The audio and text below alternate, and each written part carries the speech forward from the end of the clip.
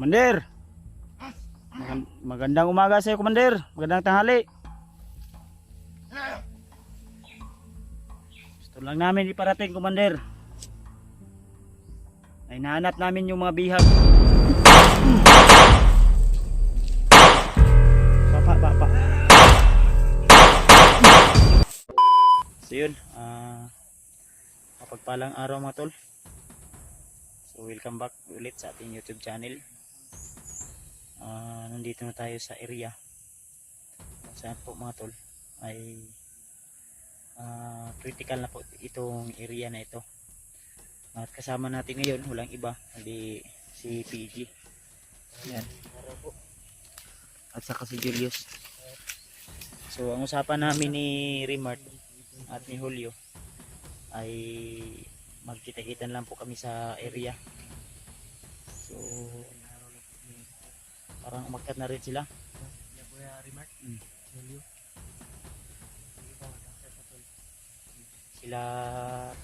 Sila si EJ Mikoy umakyat na rin. So ang mission natin ay tulungan natin, ganun pa rin, tulungan pa rin natin yung mga nangangailangan ng tulong, lalo na kay Alpha, kay Tatsuki Art, at saka kay yung sinasabi na si Kidlat. So kasi di natin alam tol, baka dito natin sila sa area na ito makita. Siyempre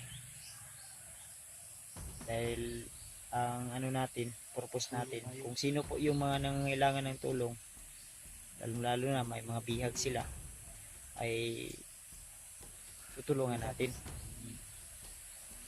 Wala tayong pinipili na tutulungan tol, basta kaya natin. So maraming salamat sa inyong walang sawang suporta at pagmamahal sa atin. So nandito na po ako ulit, umakyat sa bundok mga tol upang tutulong sa ating mga kasamahan. At sabi ng iba, hindi pa daw ako totally na malakas, pero huwag po kayo mag-alala tol, once na ako ay aakyat po ay okay na sa akin. Hindi pa totally talaga na yung ulo natin ay naghihil na talaga yung sugat, pero naghihil na siya tol, pero may lang, kunti na lang kumikipot na yung kumbaga na-heal na siya. Kasi yung sugat ng ulo ko ay hindi naman totally talaga na may kalakihan, kumbaga lang ba, hindi malalim, may ugat lang na sa ulo natin, kaya malakas yung dugo. So thank you so much, lalo na kay tita. So hindi ko po kilala yung tita na nakontak ni Remart. Si tita daw yun, yung nagbigay ng tulong din, ang bili ng bigas at dagdag ransom para sa akin. So thank you so much po, lalo na sa mga nag-share ng blessing po para sa mga kasamahan ko, para matulungan lang po na makuha po ako. So salamat po sa inyong walang sawang suporta at pagmamahal. So wala man tayong allowance na umakyat dito, pero nagpapasalamat pa rin tayo tol, dahil nariyan si Julius, may nagbigay sa kanya, at saka iwan ko ka PG. At wala din akong bag, may sapatos ako, pero yung sapatos ko tol ay sa ukay ko lang pinili, mura lang, kasi yung boots natin ay hindi ko pa nakuha sa bandido, ko pa na yun, nung nabiyag ako, ginuha nila pati yung bag ko, kaya kailangan, kung sakaling man makita ko yun, kailangan makuha ko yun. Yung bag natin ay may mga importante din akong nilagay doon, lalo na yung ID ko at papilis ng motor na nandoon sa bag ko, dahil dala ko po doon kahit saan ako magpunta tol. Yung papilis ng motor ko ay dala ko, at nandoon po yung papilis ng motor ko na kailangan ko ring makuha.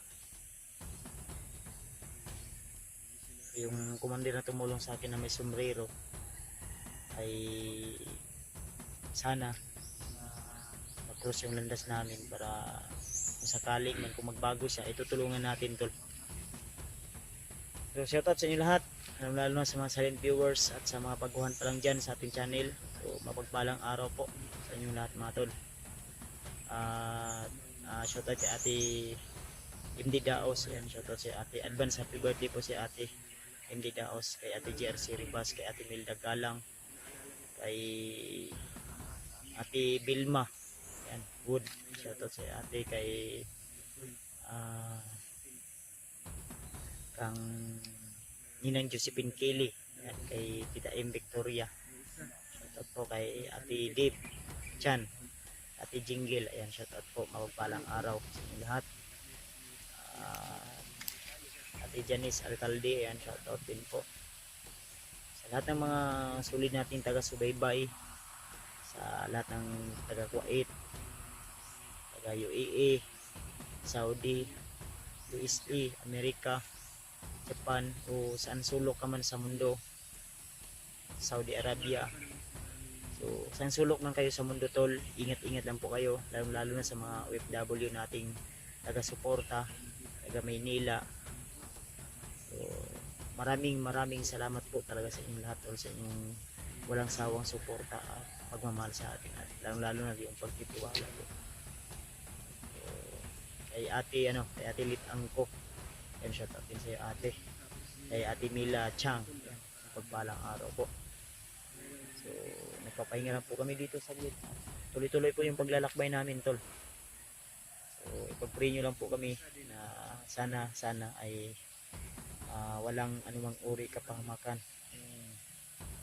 mangyayari at magiging successful po yung mission natin, lalo na yung asawa ng ate ko na si G-Ward, o di kaya kilala na sa tawag na si Warlo. So kailangan namin na makuha rin yun sa kamay ni Bagnot, kailangan natin makuha yun sa kamay ni Bagnot tol, at maibalik natin mismo sa kanyang pamilya, at maibalik natin yung dati niyang pamumuhay o dating isip ba. Alam naman natin na si Bagnot ay hanap talaga ng paraan para po tayo ay maengkwentro. So siya nga pala mga tol, sa mga nagtatanong kung bakit hindi tumulong si si Lulu Ambo. So sabi ni Rimart sa akin, si Lulu Ambo daw ay naengkwentro si Commander Bagnot sa time na yun, nagkagaw buhay, buti na ay nakaligtas din. Si Bagnot din daw ay naghihingalo din. So yun yung kailangan din nating alamin sa pamamagitan ng mga kasapi o membro ng bandido mga tol. Kaya samahan nyo kami tol sa araw na ito hanggang sa makauwi kami sa bahay. So shoutout po, at saka tol, may i-upload pa kami na video. Nag-update po pala kami kay Lula sa Lula ni TG.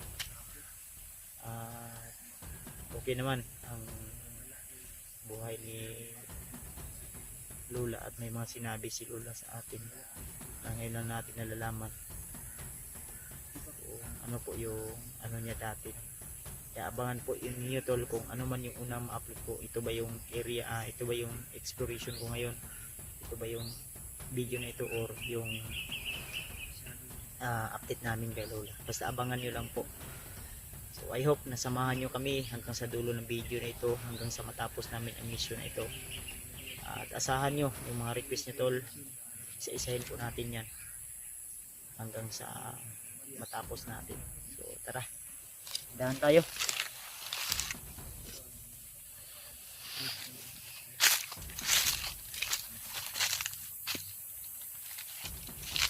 Yung daanan tol, bagong mission ang simula ng Baghihigante. Simula na tayo tol, yung mga ginawa nila sa atin. Ito natin malalaman ngayon kung matatapang ba sila sa hindi pagmamayabang tol, ay talagang gutay-gutayin ko yung kinabukasan nila. Ayaw kong maging masama sa mata ng mga katagahan ako. So Praktikalan na ngayon sa panahon na ito. Kailangan mabuhay ka bago ka mahuli pa ang lahat. Kailangan mong umibig, makipagsabayan. Diba Yos? Ikaw na Yos kayo. Ay magsaba, maring ako inadunggan. May narinig ako, parang ingay. Yan.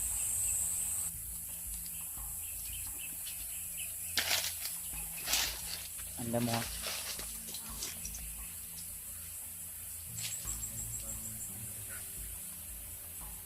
May narinig akong ingay tol. May narinig akong ingay sa unahan.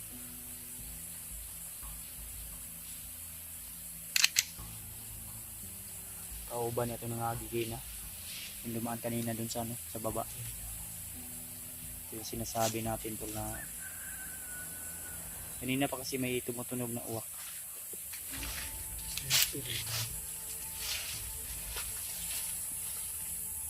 Kauban niya kasama to di. Pero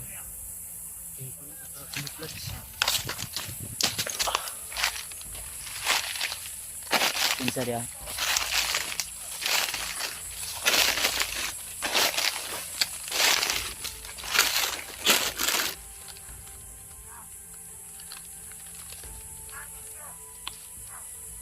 Hindi tayo ko pensa to.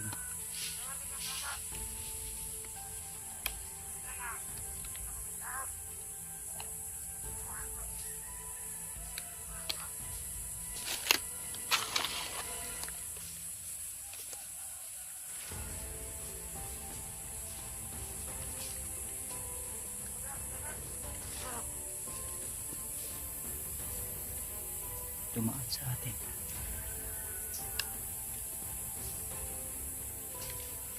Punta doon to. Ito yung kasama. J. Kasama to nang dumaan doon sa baba kanina. Ano yun? Inutusan ng isa na kukuha ng pagkain. Kumpiyansa ha. Huwag kayong kumpiyansa sa likod. Ingat lang.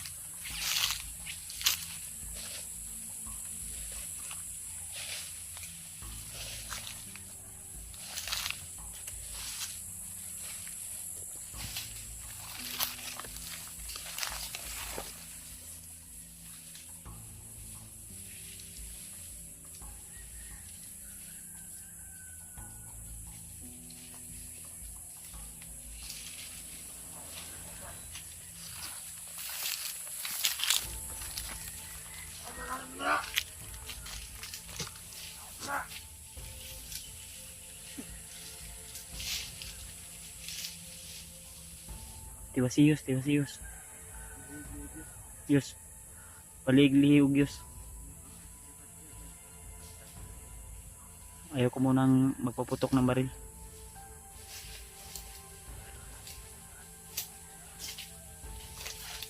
Huwag lang padalos-dalos ha. Eh basig mo balik tong inutusan niya na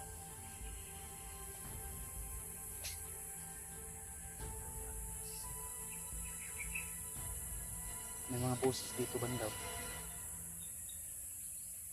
Yeah. Kasi mapansin nyo nga na ay bandido nga magdadalag baga. Mawagit akong hindi pangita ko. Mag-boots na ako. Nakakuan ra ko. Patos ra ko. Taksak lang diyo. Wala. Temporary lang eh. Wala ko ipan na yun. Kasi serious no? Ako ipang palit og boots. Okay, baon kayo no? Magigay kayo yung kang na kayo dala diya. Julius nga dagang dala ni kay dagang niya tag. Emergency kasi yung pag bigay man sa akin ng bili lahat ng pagkain. Hindi kami nakapagdala ng maraming pagkain. Ikaw wala mga Julius lang maraming pagkain. Napakalaki yung bag. pag nagagsulod ba? Naon tayo? Yan na lang. Nata sa critical. Atong ingkuan ta ha. Bata ka balo basig nato patoy kauban. May kasama pa yun. Tata.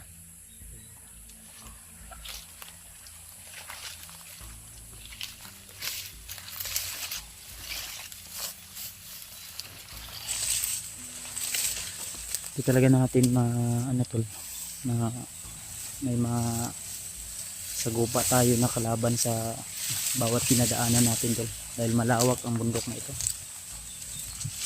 Kasama yun Jay sa baba kanina.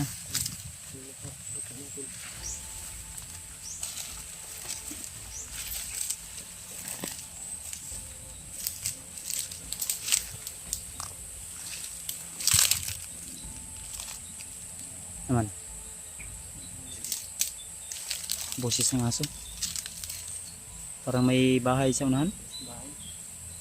Boses ng aso no.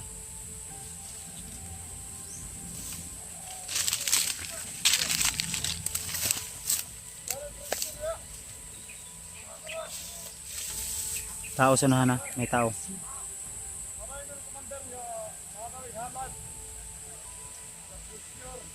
Treasure. Parang treasure.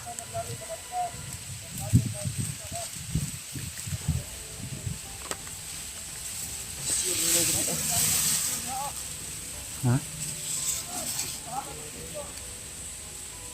Piensa. Huwag mo nang magpaputok ng barila. Yes, kung pwede yun. Orasan mo na yung gagamitin mo.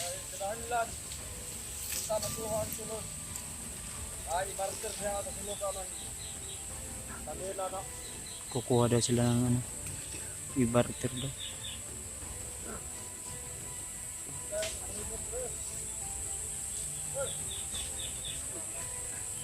May supremo. Ay lakwensa ba? Alila. May supremo.